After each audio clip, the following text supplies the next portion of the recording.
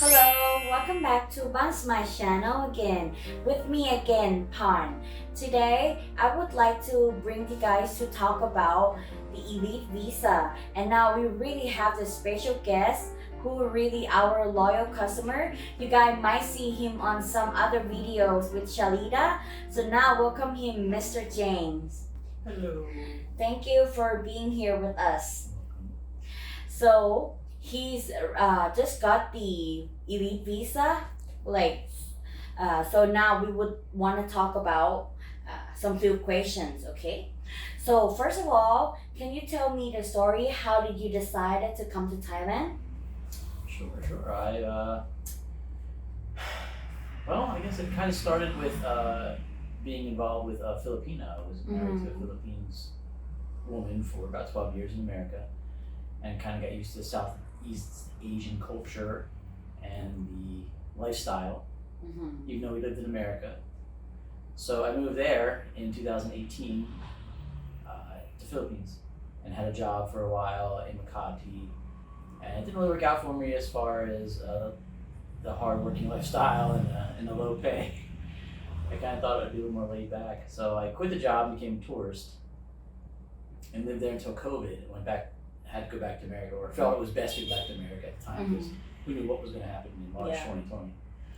So I went back to America and lived there in Florida for about 2 years, and kind of formulated a plan that I realized as COVID kind of went and as America went forward, things started going in a way I didn't really like or enjoy.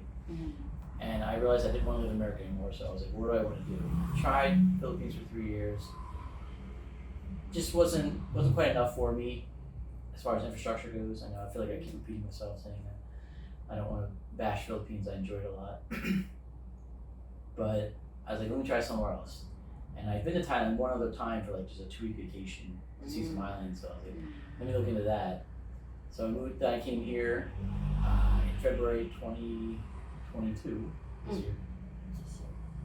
And went through the Phuket sandbox and was here in Bangkok and started looking at the different options to say, okay, if I want to exit America and not live there, where can I stay long term? Where does a country allow me to stay?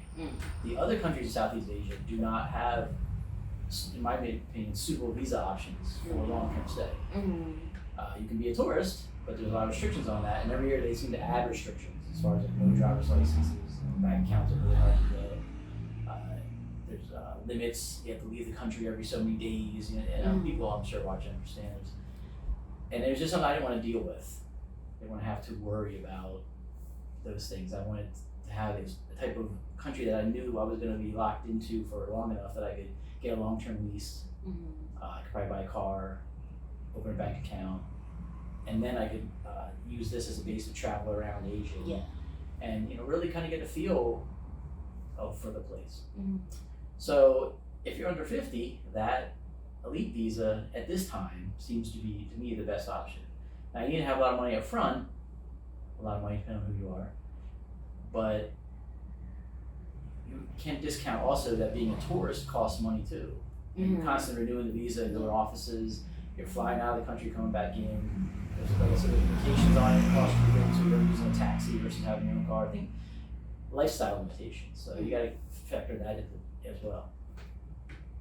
So Thailand for me was the best visa option, the best country as far as lifestyle ability. You can be expensive here, or it could be cheap here. It's kind of wherever you want to make it. So here I am. Started the process in, I think it was mid-March or early March. Yeah, it took about 3 months. Okay. So I know that you travel to quite a few countries. So what is your core philosophy about traveling to countries, and what are you looking for to do the most? For me, I like to experience new things. I unfortunately, my whole life I've gotten bored, as I like to say, wherever I am for too long. I grew up on the East Coast, near Philadelphia, and about 25 or so, I was just like, I gotta get out of here. It's just I've been here too long. It's just, even though I had a lot of friends there, and I still do, I still talk to them.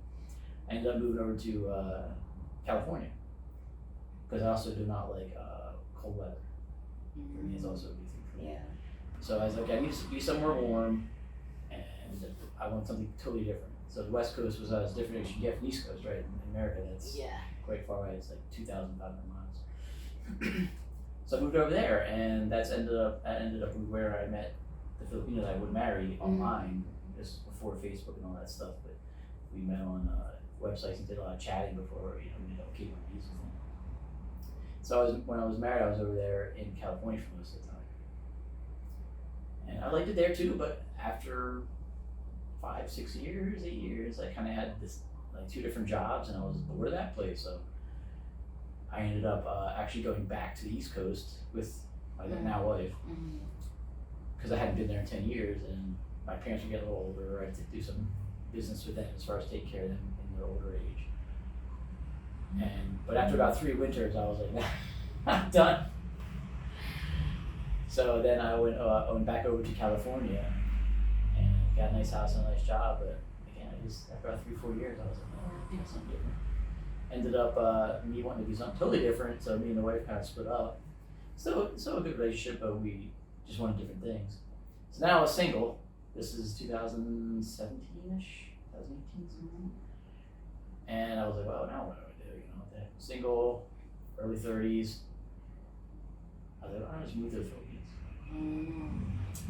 Coincidentally, after having to get a job offer from a company in the Philippines, which is really hard to do. Yeah. From my experience, I think I'm the only person I know to ever get a job offer and move over there on a work permit with an American company. I was doing IT stuff, and I was working in Makati. And I like being in a different city, a different place, a different culture. And I guess if you want to talk about philosophy, change. I mean, I don't like waking up and doing the same thing I did yesterday. I'm looking at a challenge. I think that's what people really like looking for in life too, because you really can't just being stuck in one place and don't explore the world. Well, some like that, right? Some want to have kids and have a house and live in the same house for 30 years, and that's their lifestyle, and that's totally fine. Same job. Okay. So now you're in Thailand, and for people who think that many people think that elite visa is too expensive, but how you decided that the financial numbers make sense for you? Well, I guess the first thing of that question is, before I worried about cost, I said, what is my ability? What does this visa give me to do? I want to do X, Y, Z, like I just went over. I want to stay long term. I don't want to worry about tourism stuff. I don't want restrictions. So what visas give me that option? So I lived in Cambodia, in the Philippines, and Vietnam and stuff. And they didn't even have a visa for those options. That was more than like a year or something. Now, again, I'm not a visa expert in all the different countries, but it just seemed like that the elite visa allowed me to do those things and extend it. Yeah. I like that ability to have a choice of saying after 4.5 years or something, you can say, okay, now you pay a little bit more, and you go to 10 or 20 years. I think it's 20 or 10. Yeah, 20. And I was like, well, I mean, how much longer am I going to live, right? 20 plus 25 years, I'm really pretty old, man. So, altogether, to me, that became like my only choice.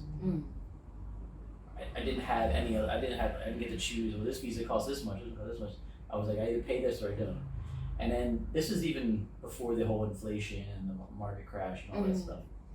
So I'd gotten the money out enough to pay for the visa before then, so I was okay money-wise. And 2, I realized it's only going to go up. I believe it was like a year and a half ago, the elite visa for 5 years was $500,000. Yes. So they already jacked up 100,000 in like less than 2 years. Now with the inflation, I'm sure it's only going to go up since then. So I was like, if I'm going to get in, I'm just going to do it.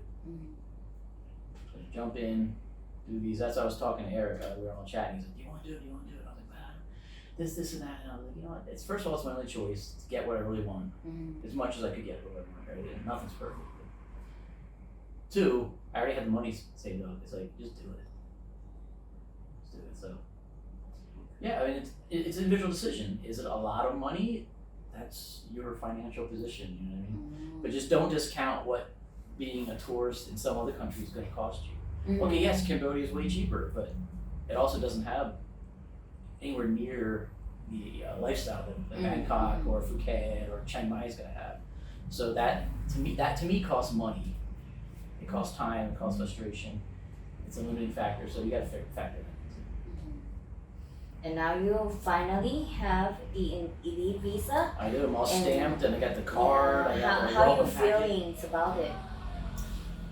Well, I'll be 100% honest, which I always like to do. As soon as I got it, I was like, "Oh, this is a mistake," right? Because you never know. Like nothing's perfect. Nothing's gonna be everything you've dreamed it to be. And as soon as you make the commitment, then you're like, "Well, what did I do? Did I do something wrong?" And when I say mistake, I don't mean like a total waste of money. I just mean maybe I should have done the tours for a year for It's just human nature to second guess yourself. But no, I'm glad that I'm locked in now. I already have an order in for a car, and I'm trying to get a lease, a long-term lease for a place in Phuket, and hopefully ride out this market downturn recession thing that's going on, and just kind of live the peaceful dream near the beach and explore Phuket for about a year. And got my car. I can drive to Chiang Mai if I want. So yeah, I'm excited about that. I like the fact I don't have to worry about the visa anymore. That's pretty much done. Even the 90-day report is pretty much handled. Anyways, I don't have to really worry about it. I think we would love to hear from you when you're like traveling abroad and coming back, because one of the appeal things about elite visa is like they provide you the fast track for the immigration as well. So we would love to have you refer to like maybe next video and that you really tell us the experience about that. I haven't tried that yet, but yes. I'm excited to be. Yeah, you have to let them know a little bit ahead of time, but they're very fast with the elite visa organization. I went to their headquarters to pick up my card, and it's very nice, very professional. And you email them or message them, and they come back to you real quick. You let them know when you're coming back in, and they'll set up the the fast track to get around the immigration. They give you a limousine. I think there's 24 trips. Yeah, or something like 24 that. As long as you're in Bangkok, they're not going to take you to Cambodia. So I think last but not least, what you want to tell people who are watching right now that's still hesitating about want to get it, but still not so sure. What would you want to tell them? I was in the same boat. I would say look around at your options, and if for your lifestyle or how you want to live, something fits you better. If you're okay living in a shack with no air conditioning on a beach, and that's like your dream, you can go to any Asian country you want, and probably be a tourist too. And I think they say Cambodia is like $200 a year, $500 a year for their visa. So then that's your choice. But if you want to get elite, I'm guarantee you the price is going to go up. That's just a given. Thailand's going to raise their interest rates too at the end of this year, just like America's doing. Gas prices are going up. Everything's going up. So if you're going to do it, you think it's expensive now, it's going to get more expensive. So I think we get a lot of thoughts, ideas, everything from you right now, and we really appreciate for your time to come to visit our new office of Ban Smile as well. And yes, so I think for people who really consider about getting elite visa, as you say, I think it's really good ideas that if it's not now, then when, never, now or never. So yes, if you have a questions or you would love to start process about the elite visa, please visit Ban Smile website or just click down on this link below. And I really thank you for having you here with us. Thank you so much, Vincent. What are you waiting for? What are you waiting for? What are you waiting for? What are you waiting for?